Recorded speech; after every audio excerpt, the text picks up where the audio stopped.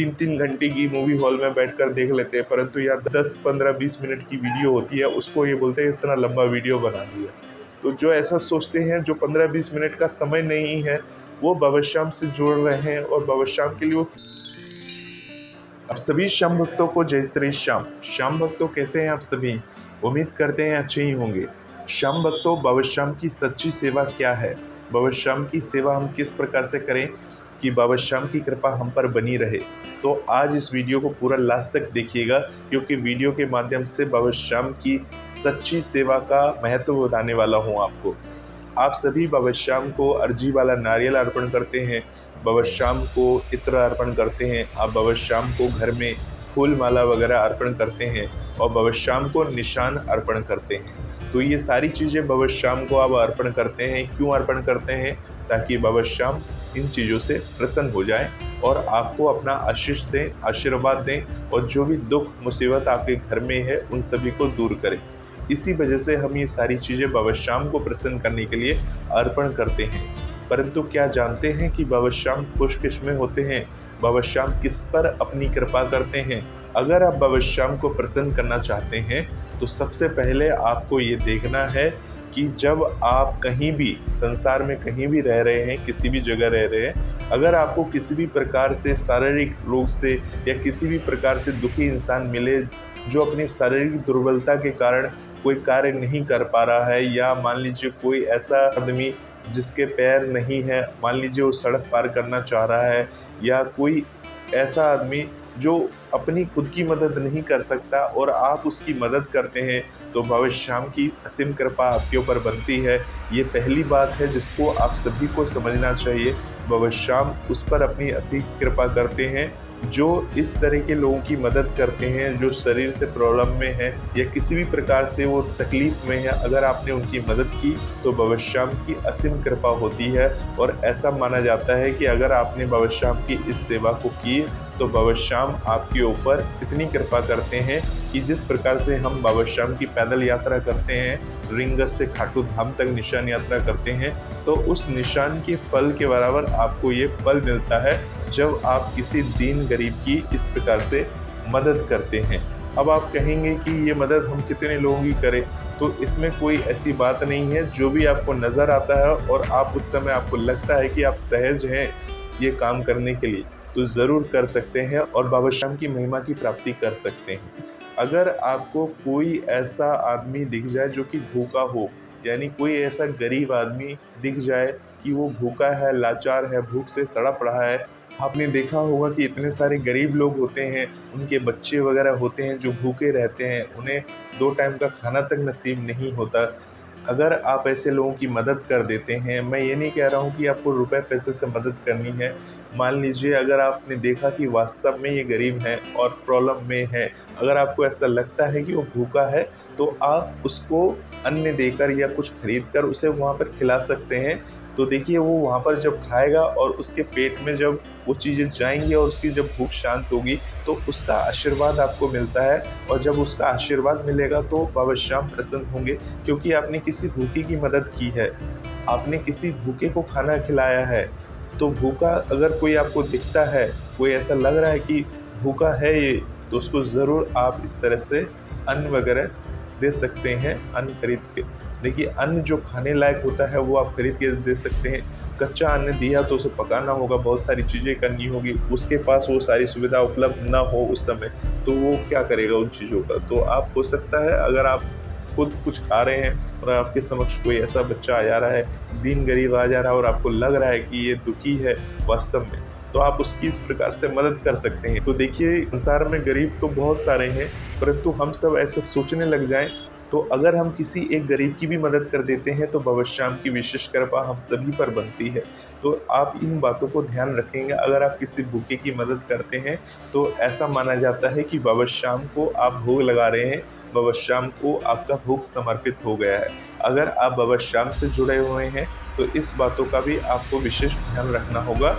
कोई भी गरीब आपको दिख जाए जो वास्तव में भूखा है, उसको ज़रूरत लग रही है, आप तो देख के समझ जाएंगे कि ये वास्तव में भूखा है या इसका पेशा है, आप समझ जाएंगे। और अगर आपको लग रहा है कि नहीं वास्तव में ये जेन्युइन है भूखा, तो उसको आप वहाँ पर अन्न वगैरह खिला सकते हैं। ये आपकी ऊपर निर्भर करता है। तो बाबा श्याम को इस प्रकार से आपका भोग अर्पण होता है। अगर आप किसी निर्धन की सहायता करते हैं या उसे अन्न वगैरह प्रदान करते हैं, खिलाते हैं। अब बात करते हैं कोई ऐसा गरीब जिसके पास पहनने के लिए कपड़े वगैरह नहीं है, तन ढकने के लिए कपड़े नहीं है। जैसे मान लीजिए बहुत सारे लोग होते हैं, आपने देखा होगा सर्दियों का समय होता है तो कंबल वितरण वगैरह करते हैं। चाहे बाबा श्याम का वाके बिहारी जी का मंदिर हो, वहाँ आप देखेंगे बहुत सारे ऐसे भक्त हैं, थोक रेट में कंबल खरीद लेते हैं और एक एक कंबल जाके वहाँ जो फुटपाथ पे जो गरीब लोग सोते रहते हैं उनको वितरण करते हैं। वो क्यों करते हैं? क्योंकि उन्हें पता है कि अगर हम इन गरीबों की सेवा करेंगे, इनके ऊपर रात के समय इनको सर्दी लगती है, इनके ऊपर हम कंबल डालेंगे, तो जब हमारा अंत समय आएगा और जब हम भगवान के द्वार जाएंगे तो भगवान हमें किसी प्रकार से कमी नहीं रखेंगे। वस्त्र अर्पण कर रहे हैं तो इसका पुण्य हमें कब मिलेगा, कैसे मिलेगा, ये तो भगवान ही जानते हैं। परंतु आप सभी के मन में किसी भी लालच भाव, स्वार्थ के उद्देश्य से ये काम ना करें। अगर आपको वास्तव में लग रहा है कि आप ऐसा कर सकते हैं तभी करें।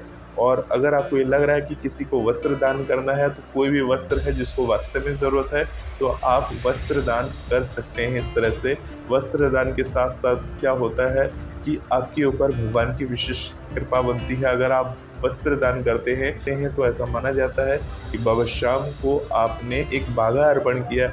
बाबा श्याम जो पोशाक बदलते हैं, इस प्रकार से बाबा श्याम को एक बागा अर्पण कर दिया आपने, अगर आपने किसी को वस्त्र के माध्यम से मदद की है। परंतु ये ध्यान रखिएगा जो भी वस्त्र देंगे वो नया होना चाहिए।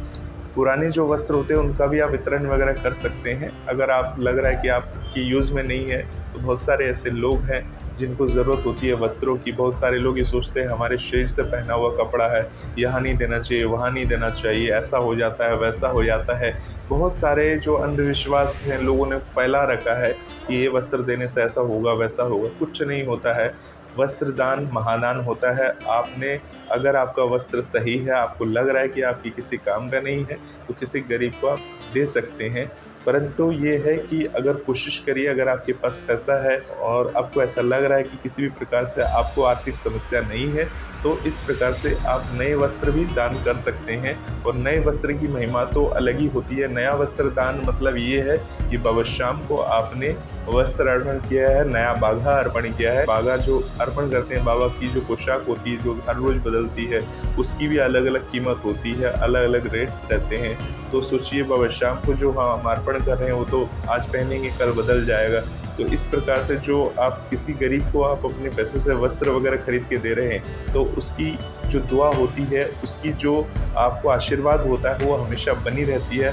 और इस प्रकार से बाबा श्याम को वो वस्त्र समर्पित होता है जब आप किसी गरीब को नया वस्त्र खरीद कर देते हैं। तो ये अपने आप में एक विशेष महिमा है बाबा श्याम की। तो इस तरह से अगर आप किसी को वस्त्र दान करते हैं, किसी गरीब को जिसको ज़रूरत है और उसको आप नया वस्त्र दान करते हैं तो ऐसा माना जाता है कि बाबा श्याम को समर्पण हो गया और बाबा श्याम सज गए हैं उन वस्त्रों में और बाबा श्याम की विशेष कृपा की आपको प्राप्ति होती है।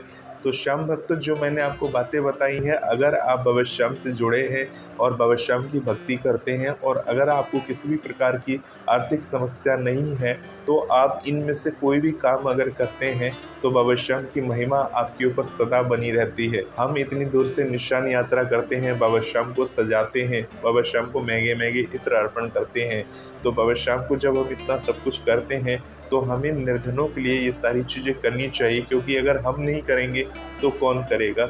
अगर हम आर्थिक संपन्न है, अगर हमें लग रहा है कि हमें कोई मॉनेटरी प्रॉब्लम नहीं, अगर आपको भगवान ने इस काबिल बनाया है कि आप किसी की मदद कर सके तो ज़रूर उनकी मदद करनी चाहिए। मैं ये नहीं कहता हूँ कि सबकी, इतने सारे लोग हैं सभी की मदद करनी, जितना आपसे सामर्थ्य हो सके। अगर आप एक गरीब की भी मदद करते हैं तो बाबा श्याम की विशेष कृपा आपके ऊपर बनती है।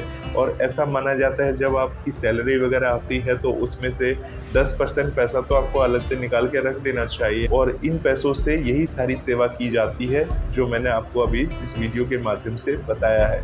तो जो दसवंत होता है, मतलब सैलरी का जो 10वां हिस्सा होता है, वो तो हमेशा अलग रखना चाहिए। इससे आपका धन जो होता है और अधिक बढ़ता है। और सबसे बड़ी बात है, जो पुण्य है वो पुण्य तो आप कमा ही रहे हैं और बाबा श्याम का विशेष आशीर्वाद भी आपको मिल रहा है। बहुत सारे लोग कीर्तन वगैरह, जागरण वगैरह कराते हैं और लाखों रुपए खर्च करते हैं। एक एक कलाकार आते हैं भजन गाने वाले, वो लाखों लाखों रुपए लेकर चले जाते हैं, कीर्तन करा के बस वो वाहवाही लूट लेते हैं कि हमने इतना बड़ा कीर्तन कराया, हमने इस बड़े कलाकार को आज बुलाया, उन्होंने भजन सुनाया, इतने सारे लोग आए। वही कोई अगर दीन दुखी बेचारा बाहर खड़े होकर देख रहा होता है, उसकी हिम्मत नहीं होती कि वो अंदर आ जाए, क्योंकि वो तो ये जानता है ना कि ये किसी बड़े का फंक्शन हो रहा है, किसी बड़े का कीर्तन हो रहा है, कोई मुझे भगा दे। अगर उसके दिमाग में ऐसा रहता है, क्योंकि उसको ये नहीं पता है कि यहाँ बाबा श्याम का कीर्तन हो रहा है, उसको ऐसा समझ नहीं आता। परंतु अगर आपके अंदर दया भावना है और अगर आपने देखा कोई दीन दुखी बाहर खड़ा है, तो वास्तव में वो दीन दुखी है, तो उसको आप बोल सकते हैं बाबा श्याम की कीर्तन हो रही है, प्रसाद जरूर लेकर जाना अंदर से। तो ये होती है भावना, ना कि ये कि उसे देखकर आपने बोला कि अरे यहाँ कहाँ जा रहे हो, चलो बाहर निकलो। इस तरह से अगर आपने बोला तो हो सकता है उस दीन दुखी के रूप में बाबा श्याम खुद वहाँ पर खड़े हो और ये देखना चाह रहे हो कि आप उन्हें अंदर लेकर आते हो या बाहर से ही बाहर बोल देते हो कि चले जाओ। तो जिस भगवान को आप कीर्तन में बुला रहे हो और वही भगवान आपके बाहर खड़े हैं और आप उन्हें समझ ही नहीं पा रहे हो, देख ही नहीं पा रहे हो, तो किस काम का वो कीर्तन, किस काम का वो लाखों रुपए जो आपने इन्वेस्ट किए हैं, लोगों को भजन कीर्तन सुना रहे, सिर्फ आनंद के लिए आपने ये किया है और एक आनंद फैलता है, परंतु जो दीन दुखी है उसको आपने बाहर से ही मना कर दिया है और भगवान आपके पास आना चाहते थे, आपने उसको आने नहीं दिया था। क्या होगा? सिर्फ एक आनंद रह जाता है और उसके अलावा कुछ नहीं रहता। तो विशेष बातें हैं जो हर इंसान को समझनी चाहिए। इंसान नहीं समझना चाहता, क्योंकि हर इंसान अपने आप में गुणी है, हर इंसान अपने आप में ज्ञानी है। ज़्यादा मैं अगर समझाऊंगा तो लोग ये समझेंगे कि ये ज़्यादा बोलते हैं, ज़्यादा ज्ञान देते हैं, तो ऐसी बात नहीं है। मेरा तो काम ही है बाबा श्याम की बात करना, बाबा श्याम के बारे में बताना, समझाना। तो ये बातें हैं कुछ जिसे हर इंसान को समझनी चाहिए। दीन दुखी की मदद हर किसी को करनी चाहिए। कोई मजबूर है, कोई कष्ट में है, कोई दुखी है, कोई गलत बात सोच रहा है कि भाई मैं मर जाना चाहता हूँ, ये कुछ करना चाहता हूँ, उसे समझाना हमारा काम है। हम नहीं समझाएंगे तो कौन समझाएगा? भगवान प्रकट तो होंगे नहीं हमारे साथ। हम इतने बड़े ऋषि मुनि तो हैं नहीं कि हम भगवान को बोलेंगे भगवान हमारे समक्ष प्रकट हो जाइए और भगवान हमें प्रकट होकर हमें समझाएंगे। ऐसे तो नहीं है। वो किसी न किसी माध्यम के द्वारा आप तक ये सारी बातें पहुंचाते हैं। वो आपको बताते हैं कि आपको क्या करना चाहिए और क्या नहीं करनी चाहिए आपकी ज़िंदगी में। तो इन बातों को अगर आप अमल करते हैं, इन बातों को ध्यान में रखते हैं, तो बाबा श्याम की कृपा ही कृपा आप सभी के ऊपर बरसेगी। ऐसी ही वीडियोस इस चैनल पर आपको देखने को मिलती है, परंतु बहुत सारे लोगों के पास समय नहीं होता, पेशेंस नहीं होता। कई कमेंट तो ऐसे आते हैं कि आप जब ये बता रहे थे तो ये बात तो आप शॉर्ट में बता सकते थे, आपने इतना लंबा वीडियो बना दिया। वो लंबा वीडियो किसको बोलते हैं? 3-3 घंटे की मूवी हॉल में बैठकर देख लेते हैं, परंतु यहाँ 10, 15, 20 मिनट की वीडियो होती है, उसको ये बोलते हैं इतना लंबा वीडियो बना दिया। तो जो ऐसा सोचते हैं, जो 15-20 मिनट का समय नहीं है, वो बाबा श्याम से जुड़ रहे हैं और बाबा श्याम के लिए वो क्या समय देंगे जो 15-20 मिनट की बात समय निकाल कर नहीं सुन सकते। उनके पास इतना वक्त नहीं है। उनके दिमाग में सिर्फ ये रहता है कि ये सामने हम सुनेंगे, हमारा समय बर्बाद होगा या कुछ होगा। तो पहले ही विनती है कि आप भले इस चैनल को सब्सक्राइब ना करें, ना ही वीडियो को देखें। अगर आप नहीं सब्सक्राइब करेंगे तो आपके पास नोटिफिकेशन भी नहीं जाएगा।